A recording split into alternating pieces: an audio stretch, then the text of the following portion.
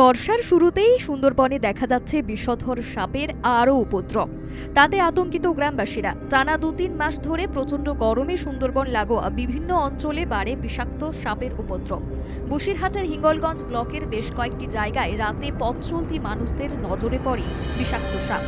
সন্দেশখালী, মিনাখা, হিঙ্গলগঞ্জ সহ সুন্দরবনের নানা এলাকার একাধিক মৎস্যজীবীর আটলে সাপ ধরা পড়ে। কোথাও বা জালে আটকে যায়, যা নিয়ে রীতিমতো চাঞ্চল্য ছড়ায়।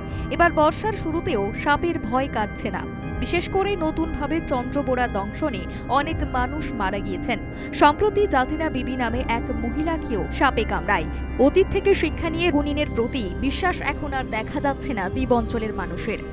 রান্না করতে যাচ্ছিল, কোনো সাপ কেটে কি সাপ মনে হচ্ছে?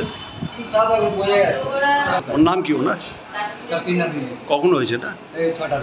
চন্দ্রবোড়া বিভিন্ন বালি এলাকায় বসবাস করে। সেখান থেকে লোকালয়ে বেরিয়ে এসে দংশন করে বিষাক্ত সাপেরা।